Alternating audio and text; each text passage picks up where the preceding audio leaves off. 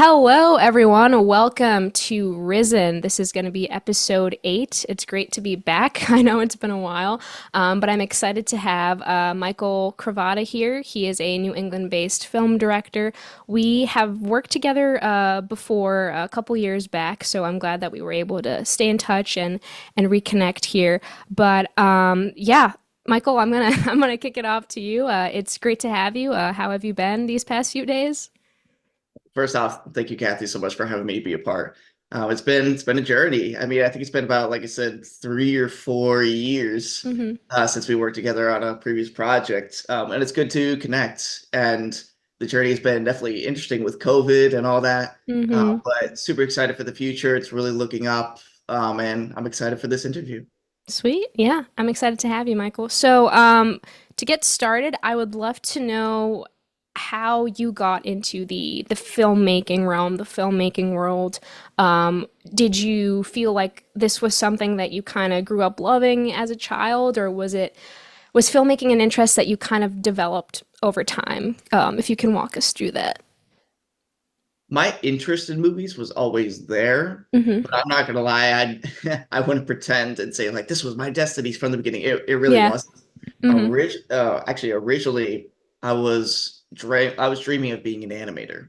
Since Okay. 12 years old, I actually grew into learning the ropes of animation thanks to my brother. He was going to college and he acquired like this old animation software called Macromedia Flash. Hmm. Through then on until essentially 19 years old, just starting in college, I was still dabbling in animation. But in high school, I met my actual current, still best friend to this day, Hmm. Mikel. She introduced me to film and video. At the time, this is when YouTube was such a huge, prevalent thing that was being very, very upfront. It was still a very viable business before the adpocalypse really took it down a notch. Hmm. Years later. So we really worked together and just collaborated on a lot of creative things. And I discovered through that one, this is going to sound like such a cop out answer. I apologize. It's okay. Video and filmmaking is so much quicker than animation. Hmm. Because growing up, I did all the animation myself. And Hmm. this would take months and months and months. I worked 9 months on a project that was barely 3 minutes. It's a very grueling process. And this is a huge shout out to everyone that does animation as their career, as their passion. Like they put their life, their blood, sweat, and tears into Oh that yeah. business. Um, and with discovering video, I realized there was another outing for me to explore my creativity, to explore myself and my individuality and Hmm. my just my passion in a way that I could turn around in quicker fashion. At that time, at a lower, I don't call it effort, but Hmm. just making cheap YouTube skits at the time. Right. Like And I went to quicker college. content. Exactly, Hmm. exactly. And I got to explore doing different like comedy sketches and whatnot. And Hmm. then going to college, I say that's when I truly became a filmmaker. That's when my perspective of the medium really shifted to a full respect. Sure. Um, and I competed in a few competitions throughout college, and that's when I truly took it seriously and became a film director from that point on. Hmm. Nice. That's a really interesting journey, though. Like you started as an animator, and then you kind of like delved into video making and filmmaking. Because sometimes I feel like it's the opposite for people. But I think, and from an animation standpoint, because I've had experience creating motion graphics and all that stuff, I understand like the grueling process that comes with creating an animation, the time that takes through making an animation, like going through everything keyframe by keyframe, can definitely be a bit. I don't want to say tedious because it is fun, but it's definitely a whole different experience, a whole other ballpark from creating, a short film or like short video clips that you post on YouTube Shorts or something like that. So that's definitely really really interesting. And so did you go to school for animation and then that's how you transition? You said you met your friend who kind of got you into video making. Was that like your major in college? So Animation? when so when I went to college, this is like when I was a senior in high school. Mm-hmm. I was exploring my options, and to be very upfront, I actually didn't have a lot of money growing up in terms of my financial situation with my family. I'm the youngest of five, so you can Hmm. imagine that. Yeah, Um, for sure. so upon exploring my options at the time, my my financial situation didn't allow me to go to something like Full Sail University or some of the bigger schools that had 3D animation as a career that I could afford to go to. Hmm. So I decided to transition into filmmaking as a second option. So that's how I truly really that's how I shaped into who I am, was in that transition, Hmm. because I figured if animation is not something I can, pursue, filmmaking is absolutely the second best thing that mattered to me at the time. And I Sure. grew into, even exceeding animation. I say that with high praise for animation. Again, Right, for sure. medium is so liberating. Hmm. And this is what I find fascinating. This is it's great for me coming from the perspective of an animator first. Hmm. I think there's strength in both mediums, both on a storytelling aspect, but also on a production and the Mm. producing aspect. Yeah.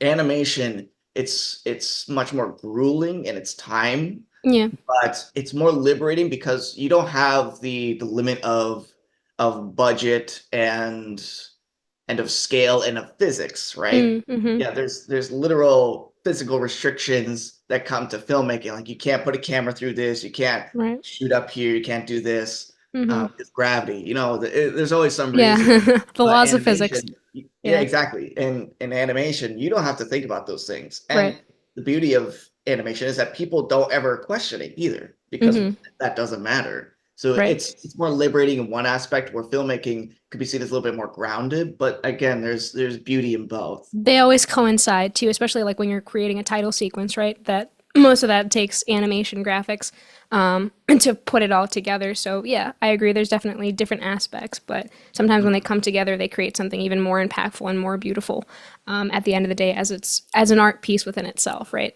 But that's Absolutely. awesome. So what would you say is your like film style, or like what kind of stories do you say that you like to tell, or maybe started telling at one point and have shifted or have stayed maybe consistent in terms of film style throughout your life, throughout your early years, because you're fairly young. But what would you say is your like film stylistic choice? So growing up, my storytelling and like passion was in adventure. Hmm. Because and I still hold that near and dear to my heart. As I grew older, I actually found a great thrill in making thrillers. Hmm. So I'd say, like, for example, Watch Lie is a psychological thriller. It's Hmm. just that on the edge of your seat kind of experience that's truly gripping, but still holds an emotional core. Um, I think that is my biggest strength as a director. Okay. And in terms of what I love, again, I just love the on the edge of your seat experience, where you just want to see where the story goes, Hmm. for not only the characters, but for like what the story's about. Sometimes the story doesn't, truly unleash its powerful meaning until the last second, Hmm. and you can play with that. Sure. And you're more looking at it from like the suspense aspect, right? Like what can people kind of get out of it? What can you get out of it as a creator, since you're the one writing it? But like, how can you keep people engaged, right? Like it seems like those are the type of films that you like to make, and that's essentially what thrillers are, right? It's like you can't give everything away too soon, or else your audience is going to go in a different direction. But that's really cool. I also like enjoy thrillers and suspense and creating films that have some underlying meaning that maybe the first time you watch it, you may not understand completely at first what it means, but then the second time, the third time you watch it, you're like, oh, I get Yeah, it now. You know exactly. what I mean? Yeah. The eureka moment, which is really cool.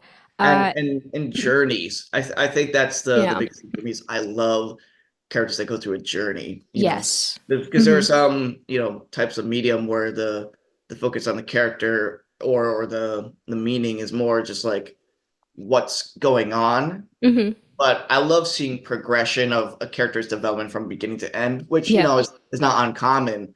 But I really love seeing not just like mental, but also even like physical transformations as well. Like Hmm. maybe they move to a different location, they look different, they act different, they talk different. Hmm. I love that semblance of growth and progression and different stages of life, almost from the beginning to end of a movie. I Yeah. love that. So I truly love to, I would love to do that for every single project of mine. Yeah, that makes sense. And that takes time too, I assume. Like going into that, my follow-up question is what what is your process, I guess, for creating a film? And I know every writer's process is very different.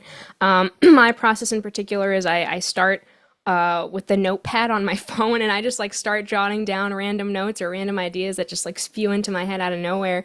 And then from those ideas, I start to develop sort of like a mini outline on like a Google Doc. And then I start like thinking about it late at night. I go for walks. I listen to music that like inspires me, stuff like that. So it again, everyone's process is different, but we'd love to know, what your process is like when it comes to creating a story that you're really, really passionate about. That's a great question. So, in terms of the true origin of creating a story, for Hmm. me, not even getting to like the scripting process or anything, Hmm. it usually comes from a personal experience of mine, Okay. mixed with a passion that I have at the time. It's truly unpredictable. There's 100 million different reasons why we come up with what we come up. Like Hmm. you said, it could be music that you listen to. I've certainly listened to music where it just gives me such vision of an experience, of a story, Hmm. or even just a simple moment. And I think, how can I build off of that? Exactly. I'd even say that music is probably one of the biggest inspirations and driving factors of my creative process. Hmm. I've constructed whole sequences off of musical elements that I hear, whether it's if I'm watching a movie or I'm playing a game, or if it's just a song off of an album. Hmm. I'll get these almost like beats in a story. I'm like, wow, that'd be amazing. Or like I see the characters trying this out, and Hmm. how does that work? So it's all these different origins, and then I start creating an outline, and then with that, I actually started exploring this kind of new. I started talking into my phone. I literally do like a Like a video voice memo. memo yeah, like a voice memo Hmm. for myself. That way I can listen back to what I'm saying, and I start writing it out on the computer when I get the time. Hmm. And in terms of the scripting process, I love the scripting process, but I think my biggest biggest weakness right now in terms of a filmmaker and as a storyteller, which I have to accept as myself in order to improve and Sure. also acknowledge it going forward, Hmm. is I work amazingly well with people. Like I Hmm. get so inspired by being around creatives. I love working in collaboration with other writers, and just I don't know, there's just like this essence, this energy of collaborating with a team. It Yeah. gets me inspired. It just makes me start cranking things out like that. If I'm Hmm. by myself, I certainly get the story down, Yeah. but from mind or memo to paper is a process that's been more of a process. It'll take me a little bit more time Hmm. versus being with people and we all collaborate on the scripts. I don't know, it gets a fire under me. Yeah, it's almost like a neural pattern, right? Like you start here and then you start connecting with other people that are that have similar I guess aspirations for a particular project, right? And then they pitch ideas or you pitch ideas and then all of a sudden they combine and now you have maybe even a different plot or a different storyline, right, than what you had imagined before, but it's still following the same, I guess, structure that you would want to make it. In this case, if it were to be another thriller, right? So I think I also agree community is very important. Connecting with other people is also really, really beneficial when it comes to collaborating on projects for sure. So based off of that, when you created Watchful Eye, and if you don't want to spew out too many of your secrets, that's okay, totally fine. But when you created Watchful Eye, you were in the process of writing and collaborating and producing. What was that particular experience like for you and for your team, going from concept to I guess analyzing how it would go down to final production? That's a great question. So the process at first was a little bit slow because at the time we all had, jobs that we were dealing with, Hmm. and, going through our own life situation. But then around early to mid 2022. So this Hmm. was, a decent while ago. That's when I started really shaping the script up. And then I showed it to my producing partner, Rav Jolt, Hmm. and I showed it to a couple of my writing partners, Rob and Trevor Benoit. Hmm. They gave me feedback. They were really excited. I think, like I said, it's bringing in people that resonate with the material that gets me excited and pushes me forward, Right. because I also feel like it's my duty as the leader of this team to deliver on these promises, because one thing that I truly care about is actually executing, not just talking. Hmm. So with that, it kind of gives me pressure to continue, because now they're going to be asking questions. Now, they're excited, and I'm excited too. So it's like, okay, let's go and do Hmm. it. So I brought it to them. They helped me refine the script. And with that, we started doing all the casting and essentially all like the pre-production, the vision boards and whatnot. Right. Um, and then with that came funding. Funding was through crowdfunding. It was a website called Seed and Spark. I collaborated with that platform Hmm. to essentially host the crowdfunding campaign, and then we used all of our connections as well as social media to spread awareness and get as much crowdfunding as we could Sure. to support the project. Hmm. Now, no matter what, the project would have been made, but of course, the support of the community determines like the actuality of the result. Hmm. Without Right. the community supporting us, the project wouldn't have it wouldn't have come even close to what it came out to be Yeah. because of their support. And Exactly. we're incredibly grateful for the people that stepped up and contributed, and even people who just shared or liked the posts. Like every little bit of support always helped, Hmm. and it kept our encouragement going. So after we got the funding, we got our cast locked down, and then came locations. Locations is everything. Yeah. Location, location, Set location. design. Yep. Exactly. And I wanted something that was very intricate. Don't get me wrong. White walls and all that are okay, but for this project, I really felt there had to be like a certain tint to it all. It had to Hmm. have a good color scheme. Like you said, set design really speaks a lot to not only just the cinematography and the beauty of how it looks, but also the meaning behind every room and what these characters are. Hmm. Um, so I spent a lot of time researching different locations in the area, and we end up striking a deal with one location, which unfortunately fell through at the last week before Oh production. no, that So stinks. yeah, and It happens though. that It happened to me as well. yeah, it's yeah, exactly. It Locations happens. are the hardest and most difficult things to deal with, Hmm. and especially in the indie level of filmmaking, you can't really argue.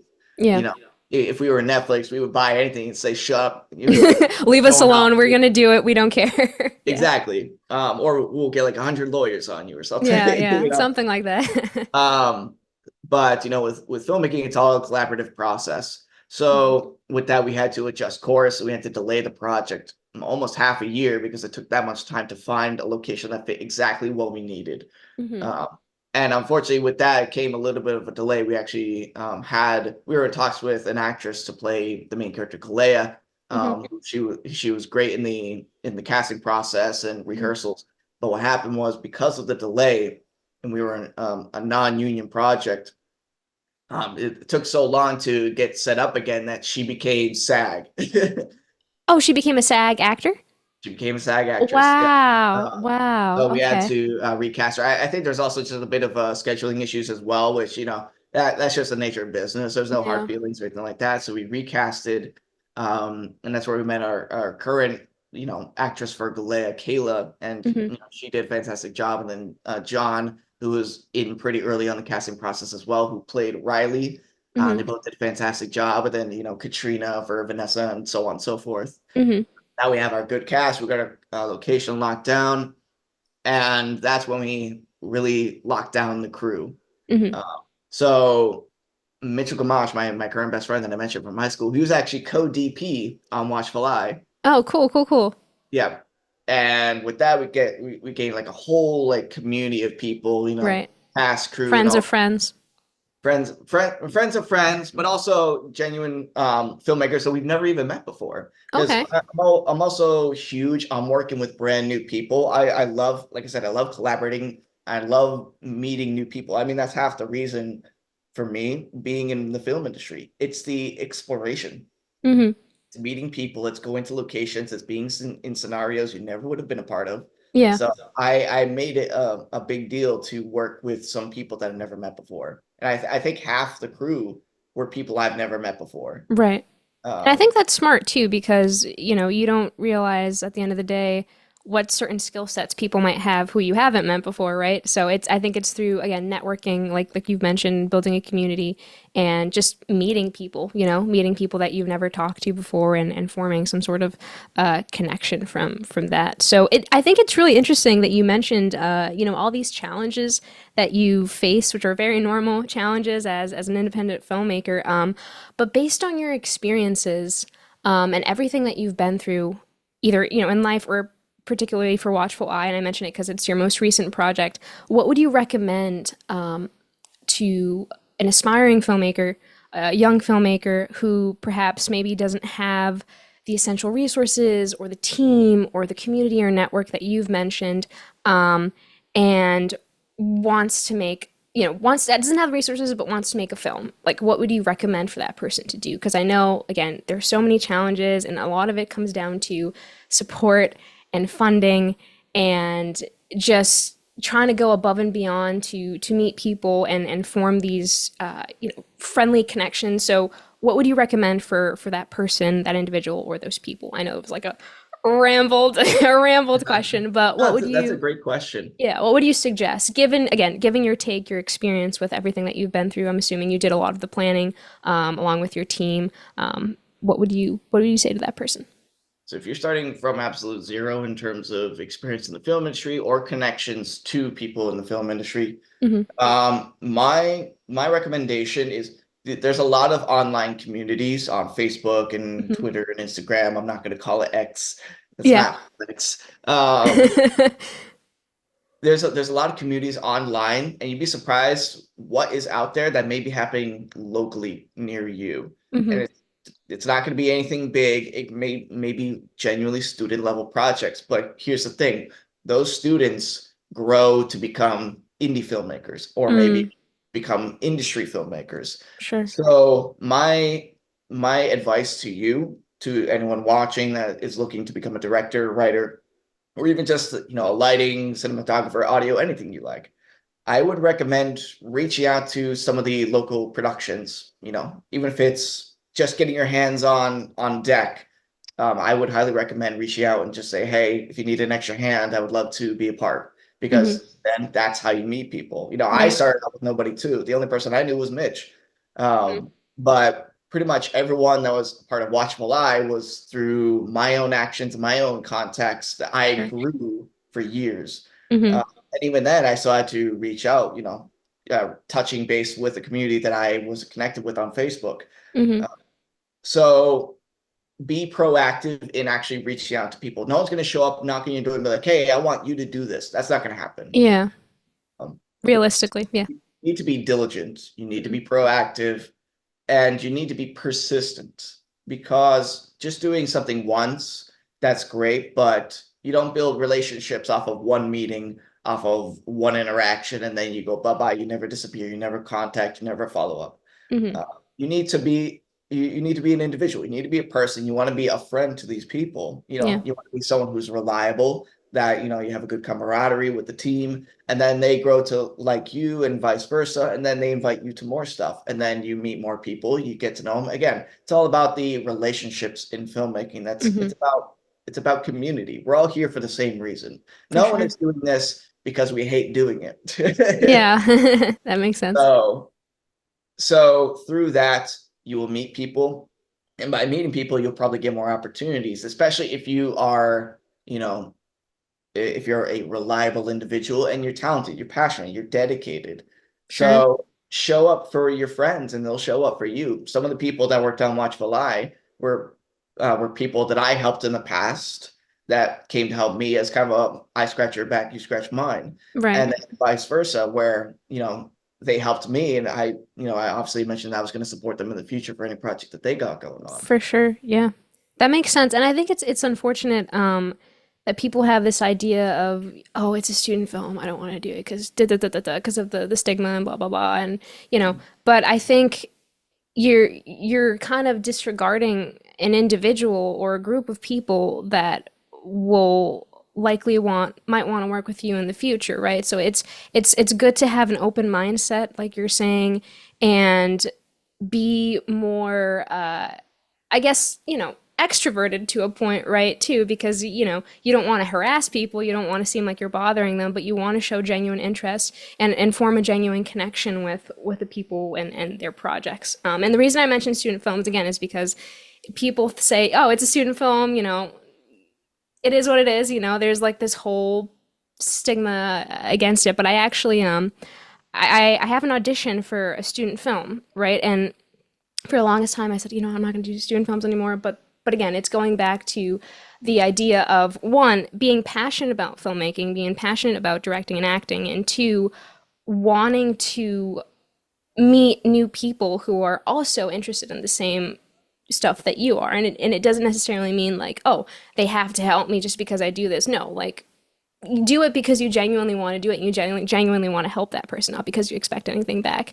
But at the end of the day, yeah, forming connections, reaching out to people, joining groups, online groups, like you mentioned. There are a bunch of Facebook groups. I think there's like a Filmmakers Connect group on there, something like that. So yeah, if you guys are looking into starting a film from scratch, or looking for people to connect with, I think definitely reaching to these groups, like Michael mentioned to us, is definitely going to be helpful. And just not don't be afraid to feel like your idea is worthless or your idea doesn't matter, because everyone's ideas matter. It doesn't matter, what you're thinking through. No idea is stupid. And I think at the end of the day, it comes down to a little bit of self-esteem, right? And a little bit of confidence when it comes to creating filmmaking. Because as a filmmaker, I feel like you have to have a level of not cockiness, because there should never be any egos in filmmaking, but a level of confidence and a level of assurance to move forward with a project. So that's great advice, Michael. Thank you so much for that. And to And wrap up, yeah, sorry, go ahead. I actually had a couple things to mention off of some topics that were great that you said. Sure, Uh, sure. but like you said, the aspect of helping people should come from the genuine enjoyment of meeting people to Hmm. work with them, to help them, and because you Exactly. love what everyone's doing. Never go into a relationship be like, all right, how can I make this about me? It's Yeah, that's not what it's exactly. That's about, not the because way to go. exactly. No. People can smell that a mile away. If Hmm. if you're like that desperate individual who's just there to rub shoulders and be like, "Hey, can you help me?" and then never talk to them ever again, it's Exactly. gonna reek. And guess what? You're gonna get a bad rep. You're gonna be that guy, Yeah. that girl. You know what I mean? Yeah. And another aspect of this is about confidence. Another great topic that you brought up. Hmm. Um, I think the biggest thing, I think this is what determines the difference between confidence and cockiness. Hmm. I guess I know they are technically similes or I,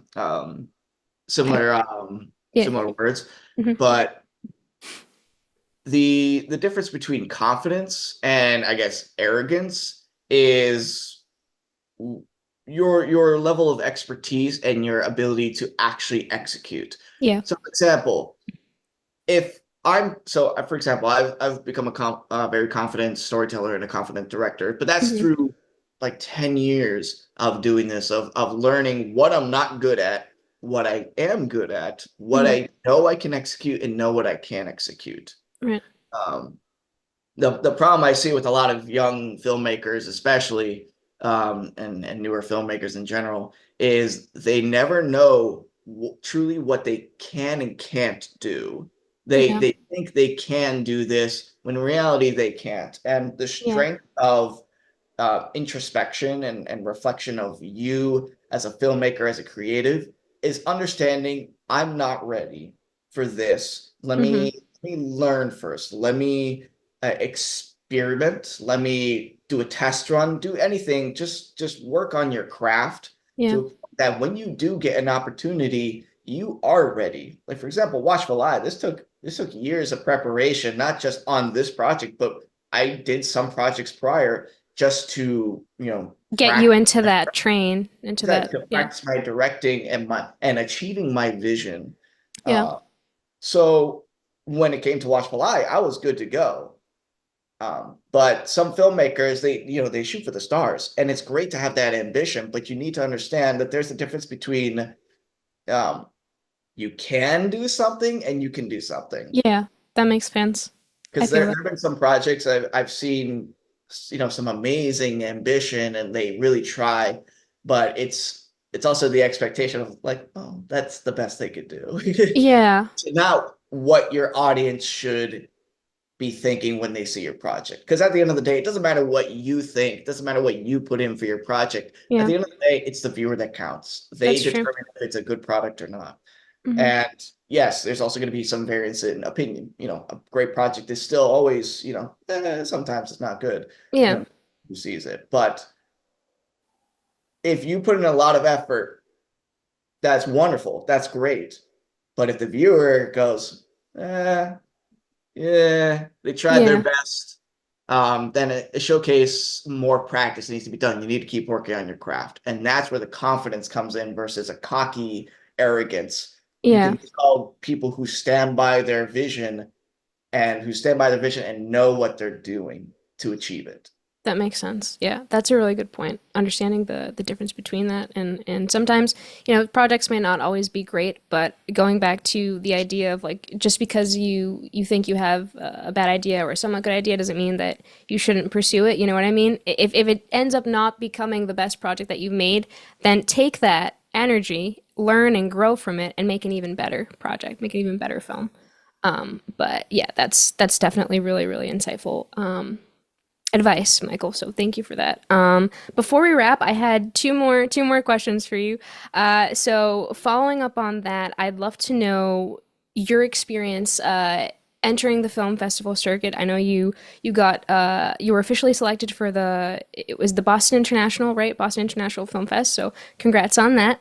Thank you very much. And I know you said you had some tips and tricks that you've learned pretty much after creating Watchful Eye that you wish you knew prior to these submissions. So is there information that you can share with us? Let's say there's a filmmaker listening to the episode who's currently creating a project or doesn't really know how the film industry works or how the film festivals work. So what would you say to that person looking to start to submit or thinking about submitting in the future to festivals? So the film festival business is its own can of worms that we can go into a whole half-hour topic about in Hmm. terms of all the tips and tricks and things that I've learned that I wish I knew even upwards of a year ago. Hmm. Um, Actually, speaking of which, I think 1 year ago today we were shooting the I think one of the last few days of Watchful Eye in terms of Nice. photography. So fun fact. Yeah. May 4th, by the way. May the 4th be with May you. the fourth be with you. Yeah. A memory. Um, so the film festival business is a very particular focus. Hmm. So first things first, if you can, if you have the ability, finish your project first. Do not create drafts. Do not make pitches of what it will be, down the line, because some film festivals allow for incomplete submissions. I Hmm. would not recommend that at all. I would wait until you finish your project, get feedback, refine, then submit, because you could always submit the year after. You can't submit again. Uh, Hmm. Same festival. So that, for people who are unfamiliar with the film festival business, surprisingly, there's not 100 festivals. There's 10,000 festivals. There's a Hmm. festivals out there. Yeah. Uh, and to put it very bluntly, they all want your money. Yeah. Yep, Um, they do. Now, obviously, a lot of them focus on the true spirit of filmmaking, which is mostly independent. That's fantastic. Hmm. But there are a lot out there that are there purely just to get your submission fees. And those can range from, $10 to I've seen some go up to like 80, $85 per Yeah. submission. Hmm. So so let's say you're planning out your project and you're doing something as simple as budget. To get into the film festival business, that's a whole expense that you need to keep a part of your budget planning.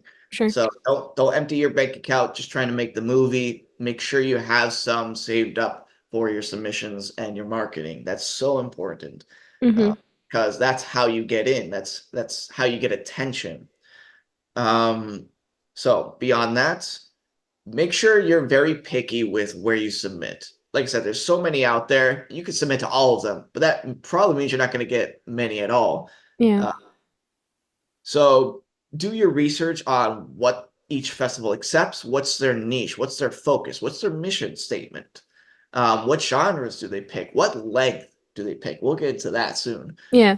Um, and that's how you determine what your actual market is for submitting to festivals. Mm-hmm. Um, so for example, there are hundreds and hundreds, probably even thousands of chain festivals that have like a breakdown. So you can for a lot of festivals, you can submit for your genre, you could submit for your category, whether it's a feature or a short, if it's a Mm-hmm. doc Yeah. or if it's a doc short. Then Sure. others have like literal like if you want to be accounted for best cinematography award. Mm-hmm. Uh, like They're like they subcategories within the categories. I've noticed. exactly, Yeah. yeah, there's so many categories. I've seen festivals that have like 80 categories to submit to, and they all have their own price. Mm-hmm. Uh, Personally, I would avoid those because those are cash grab festivals because they don't really care about actually rewarding the filmmaker. They just want something that people think that they could get an award from. But it Now, just means they're putting in extra money. exactly. Yeah. Here's a big secret. Just because you win an award does not make you special. As sad as it is, Yeah. there are so many festivals that give out awards just by submitting. That Really? it's been So incredibly are you watered saying, down. so sorry, are you saying that they may potentially not be watching the film, that they just, No, I'm not saying that they don't watch it, oh, which, by okay, the way, there are some festivals that actually have been accused of not of not watching. watching it? Yeah. Um, but no, my statement is that some festivals will watch a project because it was submitted to a category and there was only one film submitted to that category because there's so Oh, many gotcha. that Mm-hmm. it's a clear at minimum nominee and at best you probably get the award Yeah. because there's so many. Like, how are you going to compete with two people? They're all Yeah, spread exactly. out in a giant pool. Sure. Uh, and also, you have to factor in the weight of the festival itself. So, for example, Boston International, Tribeca, Toronto, Sundance, Cannes, or Cannes, however you like to pronounce it. Um, there's a bunch of great festivals, and then there are some festivals that you probably never even heard of that are also legitimate. Like I said, do your research. But then there are some festivals that have no weight, and that doesn't necessarily mean you shouldn't, be interested in them. I'm saying do your research because some of them are not beneficial to your motive in terms of marketing and, you know, bringing your film to the market. Mm-hmm. So really just pay attention to what does the festival do for you and what can you do for the festival, and you Gotcha. collaborate. It's a partnership. Mm-hmm. So just like yeah, to long answer, do your research on film festivals. Yeah, for sure. Uh, Have you, I'm curious, have you, I guess, individually reached out to the festivals and just been like, hey, I'm Mikel Cravatta, just submitted my film, super excited, hope to, you know, I don't know if it's like a networking thing that you would do specifically for festivals, but do you recommend that or have you done that before? Like, when you're applying for a job, right? You submitted mhm. your application, boom, ready to go, and then I've done this before. You reach out to the, HR, or whoever you think might be viewing your resume and say, "Hey, my name's Kathy, da da da, or my name's Michael, da da da. I'm interested in this position. This is a list of my experiences. This is how I feel I can contribute to your company and help it be greater than it already is." Just curious, have you had that type of outreach, or have you done that type of outreach before? Do you recommend doing that? I have to some extent. Okay.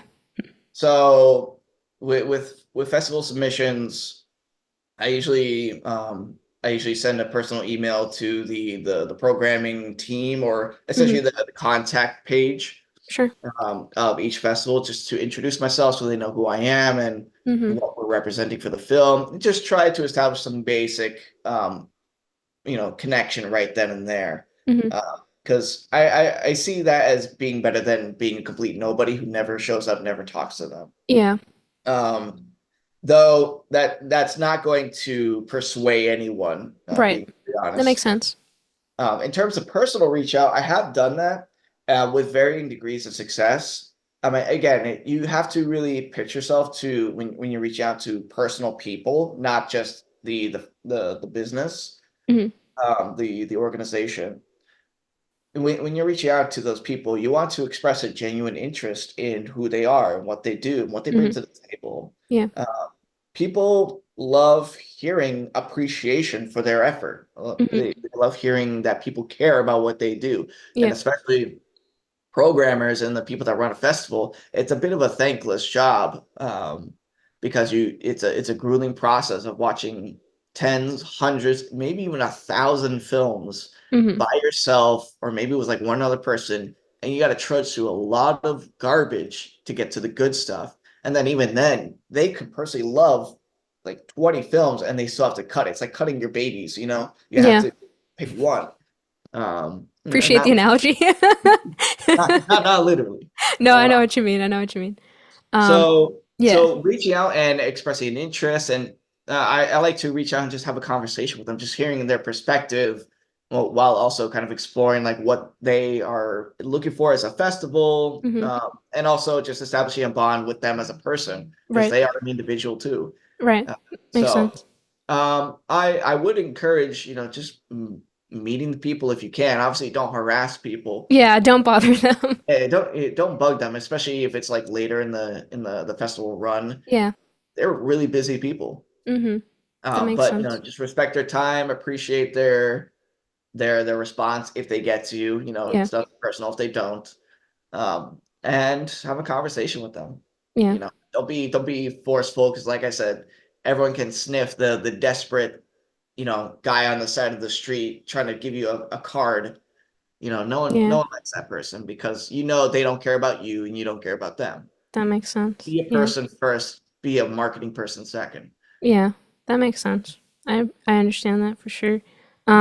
And sorry, my second to final question, because I do want to ask you something about not film festival specifically, but just in terms of distribution, right? Social media is huge. Right. And in terms of distribution, YouTube is also huge.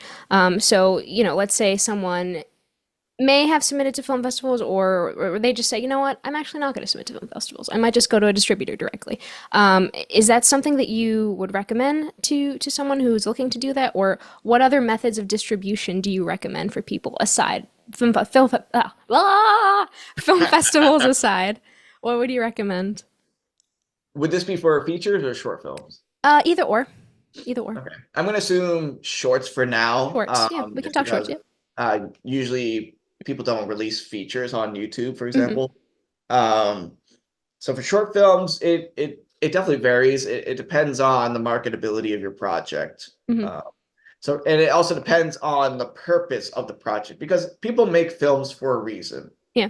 If you make a short film, it's not always just because it's you know, it's exactly what you want. Usually, people love to explore features and they make Mm-hmm. shorts to start.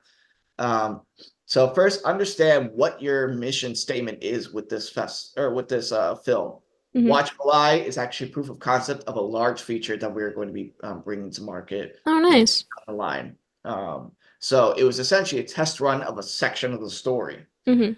So with that, I knew that going into it, and ahead of time, I know how to market it and submit it to various contacts that I know. Mm-hmm. Uh, for other people, if it's something similar, if you're using it as like as a vehicle to make a feature, a great way to make it happen is, yeah, genuinely make like a 5-10 minute project and put it on YouTube. If it's so marketable that you can share it and it gets attention, because a lot of people actually do, get, 50, 100,000 views on a YouTube, submission, and that can get them attention. They can use that when they go to, investors or producers to say, here's the attention that we got on social media, here's the attention we got from YouTube. Mm-hmm. Um, and that gives them a sense of scale and market because, that helps them understand like, okay, there's some attention. People do care about this. Sure.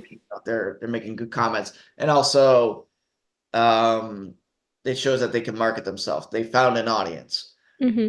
Um, Others, it may be to just yeah, get some sort of notoriety by like bankrolling a company behind it. So there's various like short film companies, like even Vimeo does like shorts of the week, Mm-hmm. where you get that notoriety and someone may be out there watching. Or you can put that on your resume and say, hey, we got selected or we got picked up by this company. Mm-hmm. Uh, so again, it's two different things, but essentially, just understand what's your intention. Are you just trying to get people to watch it for the sake of it? Because it is what it is, and you don't really like have a future for that product. Yeah. Are you using it to market yourself as a filmmaker, actor, writer, composer, something like that? Um, then yeah, maybe more attention is good. Or maybe you want the brand recognition of being picked up by a company. So for example, back in 2018, I worked on a project that got picked up by Crypt TV, which is a subsidiary of Blumhouse. Oh, cool. I think I've used to follow Crypt TV before. It's horror. It's a horror genre, right? Yeah, that Yeah. that is a horror genre. That's really cool. Yeah, and then we use that as kind of momentum in our resume, in our portfolio, to say, yeah, we got Mm-hmm. picked up by TV on the short. Um, so it's essentially however you want to market yourself, and because there's always a risk for both. Um, I would try and submit it to various like short companies that have an audience for it. Again, do your research, Mm-hmm. find out where you could actually make a splash. Don't just submit anywhere Yeah. because you could go the YouTube route and just drop it, but it's a possible chance that it just may get fallen on the wayside. Yeah. Uh, Versus like a company, some sort of distribution deal, they may find your audience. In fact, they may be your audience. Right. So, for example, You Crypt just never TV, we did a know. horror short. We dropped it and got 1.5 million views like that. Nice. Um, so I would go through that route first. And if you can't, if it doesn't make a splash, then I would go the YouTube route. Gotcha. And, do your best to reach out to those communities that want your movie type and share it. Mm-hmm. That makes sense. I think that's great advice. Reaching out to people and specifically within those industries that, like you're saying, have a similar storyline or similar genre, right? I know you mentioned Crypt TV. That's horror, thriller horror genre, which is really cool. So my last question for you, Michael, and thank you so much again for your time. I know we're almost at the hour mark, but I'd love to know, where do you see yourself maybe five years from now? Do you see yourself still creating? Do you see yourself still making, thriller type films? What are your aspirations, I guess, moving forward, based on all the experiences that you've had, and what you want to take and learn and grow from that? Like, where do you see yourself doing? Or Exactly what you said, Kathy. Just keep on going. just keep on trucking. I know this for a fact that my passion and career is in directing amazing stories. Hmm. And right now I have a personal passion for thriller. I would love to explore fantasy and sci-fi in the future as well. Okay. And maybe even like a historical piece. Who knows? But right now, my passion and drive, if I were to carve a niche for myself in terms of marketability, it's definitely in thrillers Hmm. uh, and suspense type movies. I actually recently joined a startup production studio in LA. I'm going to be Nice. the director of the studio. Um, with a pretty prolific voice director and vocal coach who's has contacts with Universal and Netflix and whatnot. He's worked with Disney. He's been in the business for about 30 years. Very Um, cool. and through them and also the twin writers, Rob and Trevor Benoit, they're actually twins, by the way. Oh, Uh, nice. the four of us have joined together in this production company, and we're going to be using that to pitch a bunch of projects. Hmm. And with that, as I mentioned before, Watchful Eye is a proof of concept of a full feature. My vision is in a couple of years, I'll be making that project. Nice. A full feature length film from Watchful Eye, correct? Correct. From the Using the ground up. same We using the would same start from scratch. sorry? We from the ground up, we would start from scratch Oh, and starting from scratch. Okay, okay. I yeah. thought you were gonna like continue from where you left, like where you left off. But Mm. okay, that's cool. Well, thank you so much, Michael, for joining me. I appreciate your time. Thank you so much for all the insight. It was great learning more about you specifically, your passion, your journey, and the advice that you have for my current listeners. I'm sure they're gonna gain a lot from this. I've gained a lot from our conversation. So thank you so much for just taking the time to talk to me. Is there anything else you want to mention before we wrap up? Well, again, first off, thank you so much for having me. It's been a pleasure. Always great to talk with you, Kathy. Yeah, great seeing you again. And absolutely. And for the listeners and viewers at home that are interested in getting into filmmaking, like I said, if you well, first off, make sure that you can do it financially safely. Mhm. Being very upfront, this is not a business to make money, especially not in the first 5, 10 years, Yeah, unless you hit it big and you're just super lucky. yeah. Um, so be financially responsible. If you have yourself to take care of, if you have a family to take care of, understand that and balance it. And that's up to you. Hmm. Uh, but if you do decide to go into this business, be, be passionate, actually care about what you're doing and what your peers are doing and everyone around you is doing, because we're all in the same kind of mindset where we're all trying to make it at, to some degree. Hmm. Some of us hit it big, some maybe a little bit struggling, and it's all about being a part of the community and uplifting each other. Yeah. So be the example that you wish you could see someone else being for you. Hmm. That makes sense. That's great advice. If you're passionate about something, definitely continue to move forward with, but also be mindful of everything else that comes into creating films, and a lot of that unfortunately does come down to money and budgeting too. But if you have a drive and a passion for it, definitely don't let that drive or passion fade away. So yeah, well, thank you again, Michael, for your time. That was today's episode, everybody. Michael, where can people find you and check out your projects moving forward? Can they follow you on social, or how can they, I guess, connect in a way? So you can, well, to see more of my projects, you can find me on my website, mikelcravata.com. I also have social media on Facebook, Instagram, on Twitter. I also, I started a TikTok. I need to get back into it. Okay. You can find me on all those platforms. Same name, Mikel Cravatta, Mikelcravatta.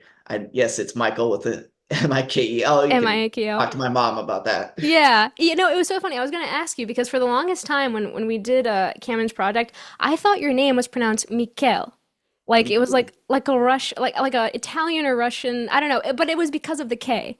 I think that was why.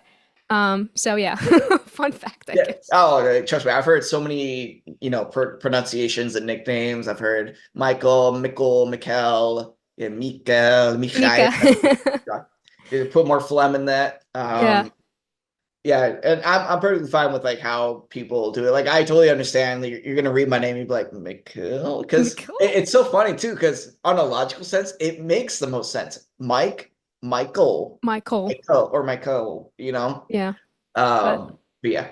it is what it is. All Exactly. right. You can find me on all those platforms. Cool. Definitely reach out if you're interested in learning a little bit more. I'm totally up to talking, and I would love to see stuff that the community is making as well.